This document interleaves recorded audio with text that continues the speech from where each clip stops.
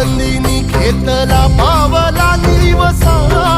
टाळ घोषातून साध येते तुझी धावते वैष्णवाला दिशा